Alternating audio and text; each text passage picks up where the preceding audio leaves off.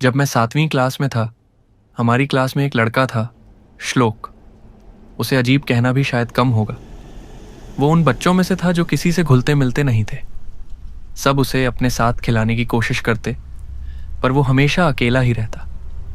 हमारी सारी क्लास एक साथ नहीं होती थी, पर मुझे जितना याद है वो हर क्लास में एक ही जगह बैठता था, दरवाजे के ठीक सामने वाले कोने में।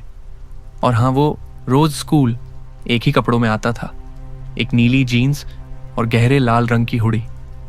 उसकी आवाज भी उसकी उम्र से ज्यादा भारी और गहरी थी, जिस वजह से दूसरे लड़के उसका मजाक उड़ाते थे। उसका कोई दोस्त नहीं था। एक बार तो मेरे दोस्त तरुण ने उसे लंच ब्रेक में स्कूल के पीछे वाले मैदान में कीड़े मकोड़ों को लकड़ी से कुचलते हुए देखा था। स्कूल के पीछे की चारदीवारी एक पुराने वीरान मैदान से सटी थी।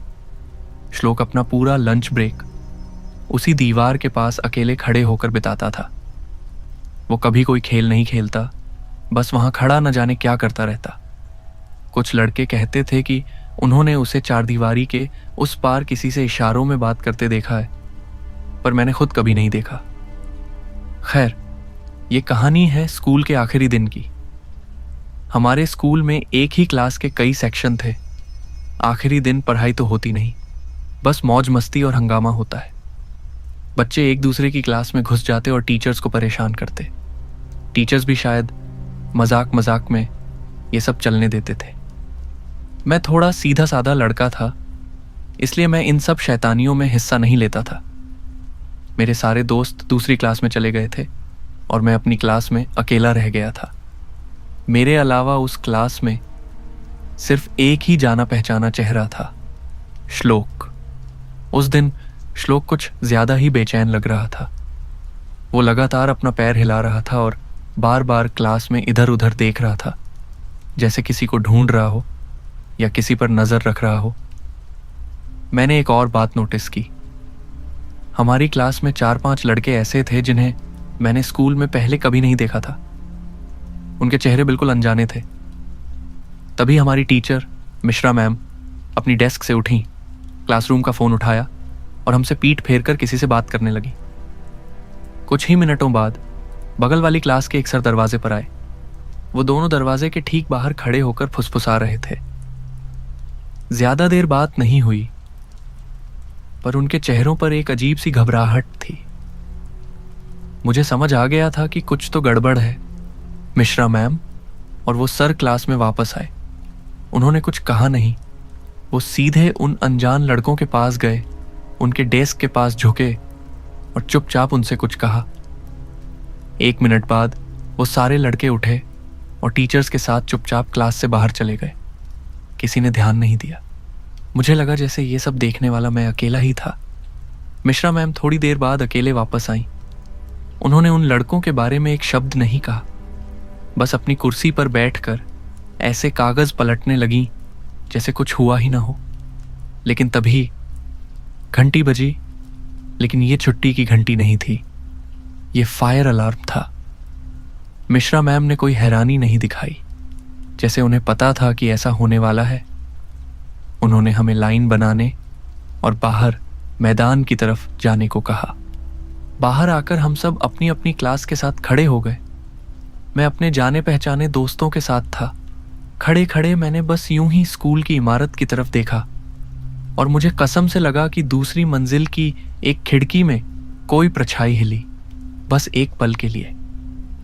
हो सकता है मेरा वहम हो, पर मुझे बहुत अजीब लगा। स्कूल तो पूरी तरह खाली होना चाहिए था। इससे पहले कि अलार्म बंद होता, हमें सायरन की आवाज़ें सुनाई देने लगी। 1 नहीं, 2 नहीं, बल्कि पुलिस की कई गाड़ियां एक साथ स्कूल के गेट के अंदर आईं। पुलिस वाले उतरे और बिना समय बर्बाद किए सीधा इमारत के अंदर भागे। किसी ने हमें कुछ नहीं बताया। टीचर्स बस हमें शांत रहने को कहते रहे। थोड़ी देर बाद हमें बताया गया कि स्कूल की छुट्टी कर दी गई है और हमें अपने अपने घर फ़ोन करके बुलाना होगा। उस दिन असल में क्या हुआ था ये हमें कभी नहीं बताया गया। शाम को मेरे पापा मम्मी ने मुझे वो बताया जो स्कूल ने उन्हें बताया था। स्कूल में कुछ बाहरी लड़के घुस आए थे। एक अफवाह थी कि वो स्कूल में आग लगाने की फिराक में थे।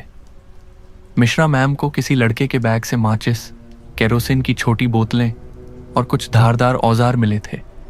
उन्होंने फौरन प्रिंसिपल को बताया और फिर फायर अलार्म बजाकर पूरे स्कूल को खाली करवाया गया ताकि उन लड़कों को पकड़ा जा सके।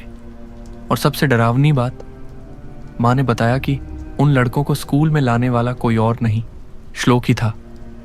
उसने उन्हें लंच ब्रेक के दौरान मैदान की तरफ वाली टूटी चारदीवारी से अंदर घुसवाया था। ये सब इतना अजीब था कि आज भी यकीन नहीं होता। उस दिन के बाद मैंने श्लोक को कभी नहीं देखा। वो ऐसे गायब हो गया जैसे कभी था ही नहीं।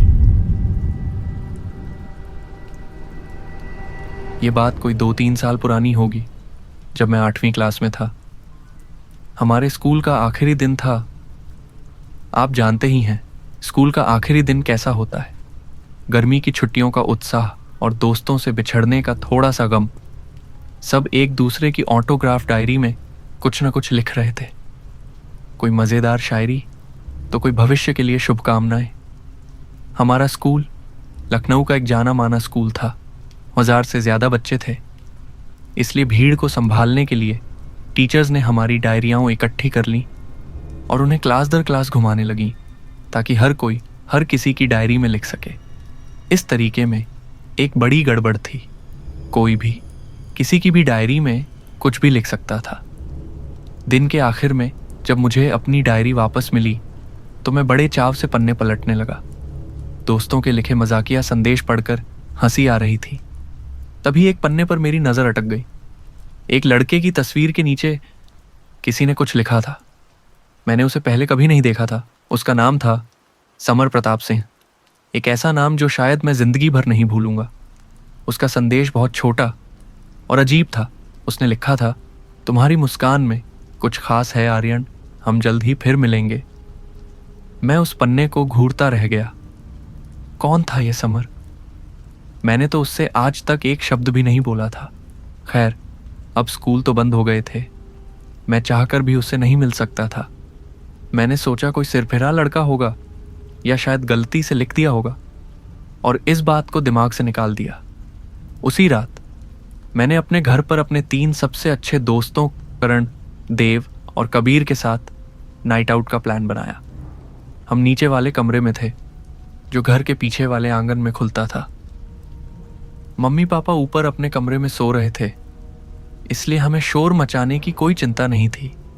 हम चिप्स खा रहे थे और वीडियो गेम खेल रहे थे। रात के शायद 2 बज रहे होंगे जब अचानक आंगन की तरफ वाले दरवाजे पर किसी ने दस्तक दी। खट खट खट। एक अजीब सा पैटर्न था, जैसे कोई उंगलियों से दरवाजा सहला रहा हो। हम सब एकदम चुप हो गए। इतनी रात को पीछे के दरवाजे पर कौन हो सकता है? ऐसा लग रहा था कि वो या तो मेरे मम्मी पापा को जगाना नहीं चाहता था या फिर उसे पता था कि हम लड़के नीचे वाले कमरे में हैं, या शायद दोनों। इससे पहले कि मैं कुछ समझ पाता, कबीर अपनी तेज आवाज में चिल्लाया, कौन है? मेरा मन किया कि उसका मुंह पकड़कर बंद कर दूं। उसने तो सामने वाले को बता दिया कि हम यहीं हैं। कुछ पल की खामोशी के बाद बाहर से एक दबी हुई लेकिन खुशमिजाज आवाज आई। आवाज किसी लड़के की थी। अरे दरवाजा खोलो, मैं हूं, अंदर आना है। उसकी आवाज ऐसी थी जैसे वो हमारा कोई दोस्त हो जो पार्टी में शामिल होने आया है। मेरे दोस्त तो बड़े उत्साहित हो गए। उन्हें लगा कोई मजेदार मजाक चल रहा है। वो दरवाजा खोलने के लिए बढ़ने लगे। मेरे अंदर का डर जाग चुका था। मैंने उन्हें रोक दिया। हम धीरे धीरे बिना आवाज किए दरवाजे की तरफ बढ़े। दरवाजे में एक छोटा सा कांच का चौकोर हिस्सा था। मैंने हिम्मत करके उससे झांका। आंगन में लगे धुंधले बल्ब की रोशनी में एक परछाई खड़ी थी। जब मैं थोड़ा और करीब हुआ तो उसका चेहरा साफ दिखा। उसे देखते ही मेरे पैरों तले जमीन खिसक गई। वो वहीं था, समर प्रताप सिंह, जिसने मेरी डायरी में वो अजीब संदेश लिखा था। मेरे दोस्त दरवाज़ा खोलने ही वाले थे कि मैंने उन्हें खींच लिया और फुसफुसाते हुए बताया कि ये कौन है। ये सुनते ही उनके चेहरे का रंग भी उड़ गया। समर अब भी बाहर खड़ा था और हमें अंदर देख सकता था। उसने शायद मेरे चेहरे का डर भांप लिया था। उसने हाथ से इशारा किया जैसे कह रहा हो, किचन की खिड़की की तरफ आओ। मैं दरवाज़ा तो हरगिज़ नहीं खोलने वाला था। हम दबे पांव किचन की तरफ गए। मैंने किचन की खिड़की को बस ज़रा सा खोला। मेरे दोस्त मेरे पीछे खड़े थे। समर चलकर खिड़की के पास आया। मैंने कांपती आवाज़ में पूछा, तुम कौन हो और क्या चाहते हो? मैंने तुम्हें अपनी डायरी में देखा था। वो मुस्कुराया। एक बहुत ही अजीब मुस्कान थी वो। बोला, ओह, तो तुमने मेरा पैगाम पढ़ लिया। फिर उसने अपना परिचय समर के रूप में दिया। वो कहने लगा कि वो मुझे दूर से हमेशा देखता था, कि हम बहुत अच्छे दोस्त बन सकते थे। मैं बस उसकी हाँ में हाँ मिला रहा था ताकि वो गुस्सा न हो जाए। पर मेरे मन में एक ही सवाल घूम रहा था। मैंने पूछ ही लिया, तुम्हें मेरा घर कैसे पता? उसने कोई जवाब नहीं दिया। उसकी मुस्कान गायब हो गई। इससे पहले कि मैं माहौल को संभालता, मेरे दोस्त देव ने उसे चिपकू और स्टॉकर कहते हुए वहां से जाने को कहा। बस इतना सुनना था कि समर का चेहरा बदल गया। उसकी शक्ल पर ऐसी नफरत उभरी जो मैंने आज तक नहीं देखी थी। वो चीखने चिल्लाने लगा। वो मेरे बारे में ऐसी ऐसी बातें बोल रहा था जो उसे पता नहीं होनी चाहिए थी। मेरे डर, मेरी पुरानी आदतों के बारे में। वो चिल्लाया, मुझे तुम्हारे इन दोस्तों से नफरत है। तुम सबको मर जाना चाहिए। वो खिड़की की तरफ झपटा और उसे जबरदस्ती खोलने की कोशिश करने लगा। मैंने झटके से खिड़की बंद करके लॉक कर दी। अब वो एक जंगली जानवर की तरह खिड़की पर हाथ पैर मारने लगा। ऐसा लग रहा था कि वो अभी कांच तोड़कर अंदर आ जाएगा। हमारे चीखने चिल्लाने से काफी हंगामा हो गया था। मेरे पापा सीढ़ियों से भागते हुए नीचे आए। क्या शोर मचा रखा है तुम लोगों ने? पापा को देखते ही समर अंधेरी गलियों में गायब हो गया। पापा बाहर भागे, लेकिन वो कहीं नहीं मिला। पता नहीं क्यों, पर पापा ने पुलिस को नहीं बुलाया। उन्होंने कहा कि सुबह स्कूल में बात करेंगे। अगली सुबह पापा ने प्रिंसिपल से बात की और तब हमें वो खौफनाक सच्चाई पता चली जिसने मेरे होश उड़ा दिए। समर को तो स्कूल के आखिरी दिन से कुछ हफ्ते पहले ही निकाल दिया गया था। उसे किसी बच्चे के साथ हिंसक बर्ताव करने की वजह से स्कूल से निकाला गया था। ऑटोग्राफ डायरी उसके निकाले जाने से पहले छप चुकी थी, इसलिए उसकी तस्वीर उसमें थी। इसका मतलब ये था कि वो स्कूल के आखिरी दिन गैर कानूनी तरीके से अंदर घुसा था, सिर्फ मेरी डायरी खोजने और उसमें वो संदेश लिखने के लिए। स्कूल ने उसके परिवार से संपर्क करने की कोशिश की, लेकिन वो जिस पते पर रहते थे वहां से जा चुके थे, जैसे हवा में गायब हो गए हों। आज तक मुझे नहीं पता चला कि उसे मेरा घर कैसे पता था। यही बात मुझे सबसे ज्यादा डराती है। शायद वो महीनों से मेरा पीछा कर रहा था। उस रात के बाद से मुझे अपने ही घर में वैसा सुकून कभी महसूस नहीं हुआ। आज भी जब आंगन में कोई परछाई दिखती है या दरवाजे पर कोई अनचाही दस्तक होती है, तो मेरे जहन में समर प्रताप सिंह का वो बिगड़ा हुआ चेहरा और उसकी वो भयानक मुस्कान ताजा हो जाती है। मेरे हर दोस्त में कोई ना कोई कमी है, पर गैरी की तो बात ही अलग थी। वो उन लड़कों में से था जिसे अपनी बदमाशी और गुस्से पर बड़ा नाज होता था। उसके लिए लड़ाई झगड़ा करना, किसी से भी भिड़ जाना एक शान की बात थी। वो जिम में जितना समय बिताता था उतना अपने घर पर भी नहीं। उसके कई किस्से हैं, पर जो कहानी मैं सुनाने वाला हूं वो सबसे खौफनाक है, क्योंकि वो कहानी मुझसे जुड़ी है। और उस रात जो हुआ उसने सब कुछ बदल दिया। ये पिछले साल मई की बात है। हमारे कॉलेज के फाइनल एग्जाम अभी अभी खत्म हुए थे। दिल्ली यूनिवर्सिटी में ये एक रस्म जैसी है कि आखिरी एग्जाम के बाद सारे सीनियर छात्र जश्न मनाते हैं, और हम भी वही कर रहे थे। रात के करीब 10 बज रहे थे। हम सब कैंपस के बीच बने मशहूर घंटा घर के पास जमा थे। वहां हजारों लड़के लड़कियां थीं, सब जश्न में डूबे थे। माहौल में एक अजीब सी खुशी और उदासी घुली हुई थी। हम 6 दोस्त थे, मैं, समीर, कुणाल, विक्की और जाहिर है गैरी। देर रात जब हम अपने पीजी की तरफ पैदल लौट रहे थे, तभी गैरी ने अपनी गैरीपंती दिखा दी। हम सड़क पार कर रहे थे कि अचानक एक अजीब सा आदमी हमारे सामने आकर खड़ा हो गया।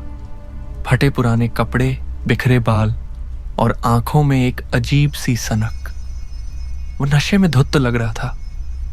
दिल्ली की सड़कों पर ऐसे लोग दिख जाते हैं जो अपनी ही दुनिया में मग्न रहते हैं, लेकिन ये आदमी अलग था।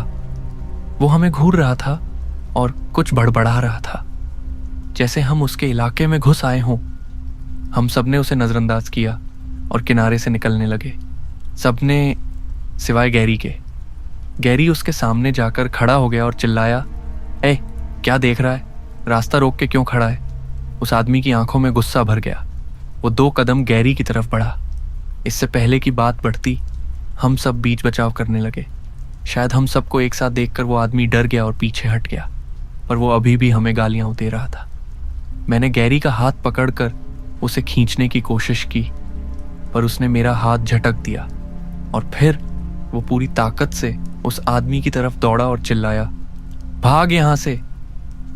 वो आदमी डर के मारे उल्टे पांव भागा। उसे भागता देख गैरी जोर जोर से हंसने लगा। सच कहूं तो उस पल नशे में हमें भी ये सब मजेदार लग रहा था। हम अपने पीजी की तरफ बढ़ने लगे। कुछ दूर चलने के बाद मैंने पीछे मुड़कर देखा। वो आदमी कुछ दूरी पर हमारा पीछा कर रहा था। जब उसकी नजर मुझ पर पड़ी तो वो चीखा, बहुत बड़ी गलती कर दी तुम लोगों ने, अब देखना मैं क्या करता हूं। हम भी पलटकर उस पर हंसने लगे और उसे चिढ़ाने लगे। हमें लगा कि वो डरकर भाग जाएगा, पर शायद हमारी हरकतों ने उसके गुस्से को और भड़का दिया था। जब हमारा पीजी बस एक गली दूर था, हमने देखा कि वो अभी भी पीछे आ रहा है। मैंने दोस्तों से कहा, यार इसे अपने घर का पता देना ठीक नहीं है। सब सहमत थे, पर गैरी भला किसकी सुनने वाला था। वो एक बार फिर उस आदमी की तरफ दौड़ा। वो आदमी फिर से भागा और अंधेरी गली में गायब हो गया। गैरी हीरो की तरह मुस्कुराता हुआ वापस आया। हमें लगा चलो किस्सा खत्म हुआ। हम अपने कमरे में पहुंचे और पार्टी फिर से शुरू हो गई। कब सुबह होने लगी पता ही नहीं चला। मुझे भूख लगी तो मैंने ज़ोमैटो से कुछ ऑर्डर किया था। जब मैं लड़खड़ाते हुए दरवाजे से बाहर डिलीवरी लेने निकला तो मेरी नज़र एक अजीब चीज़ पर पड़ी। हमारे घर के साइड में जो छोटा गेट था, जो पीछे के आंगन में खुलता था, वो पूरा खुला हुआ था। ये बहुत अजीब था क्योंकि वो गेट हमेशा खराब रहता था और हम उसे एक तार से बांध कर रखते थे। गेट खुला होने का मतलब था कि किसी ने जानबूझकर वो तार खोला था। मेरे दिमाग की बत्ती जली। ये जरूर उसी आदमी का काम है। नशे में होने के बावजूद मैं इतना तो समझ गया, पर इतनी हिम्मत नहीं थी कि सही फैसला ले पाता। मुझे फौरन अपने दोस्तों को जगाना चाहिए था, पर मेरे शराबी दिमाग ने जासूसी करने का फैसला किया। मैंने खाने का पैकेट पोर्च पर रखा और सीधा चलने की कोशिश करता हुआ घर के पीछे आंगन की तरफ बढ़ा। जैसे ही मैं कोने से मुड़ा, कुछ समझ पाता इससे पहले ही मेरे गले में एक रस्सी का फंदा कस गया। किसी ने मुझे पीछे से पकड़ रखा था। मैं हाथ पैर मारने लगा, पर उसकी पकड़ बहुत मजबूत थी। रस्सी मेरे गले में ढस रही थी, मेरी सांस रुक रही थी। मुझे लगा आज तो मैं गया। मैंने अपनी पूरी ताकत लगाकर अपनी टांगें पीछे की तरफ मारी। उसका संतुलन बिगड़ा और हम दोनों जमीन पर गिर पड़े। गिरते ही मेरे गले से फंदा ढीला हुआ और मैं खांसते हुए सांस लेने लगा, पर वो अभी भी मेरे ऊपर था। उसने गुस्से में अपना हाथ मेरे चेहरे पर मारा और उसके नाखून मेरी गाल पर गहरे ढस गए। खून की गर्म लकीरें मेरे चेहरे पर बहने लगी। मैंने उसे पूरी ताकत से धक्का दिया। वो उठा और अंधेरे में भाग गया। उस रात मुझे अस्पताल जाना पड़ा। चेहरे पर लगे घाव ज्यादा गहरे नहीं थे, पर डॉक्टर ने मुझे कई इंजेक्शन लगाए ताकि उस आदमी से कोई बीमारी न हो जाए। पुलिस ने कोई खास मदद नहीं की। इस पूरी कहानी का सबसे बुरा हिस्सा यह था कि मेरी ग्रेजुएशन की सारी तस्वीरों में मेरे चेहरे पर वो खरोंचें साफ दिख रही थीं। गैरी को बहुत बुरा लगा। वो मुझसे माफी मांगता रहा। मैंने उसे कभी दोष नहीं दिया। आखिर हम सब उस रात मस्ती के मूड में थे, पर मैं बस उम्मीद करता हूं कि उस रात के बाद उसे ये सबक मिल गया होगा कि हर किसी से पंगा लेना बहादुरी नहीं होती, खासकर उन लोगों से जिनके पास खोने के लिए कुछ भी नहीं होता।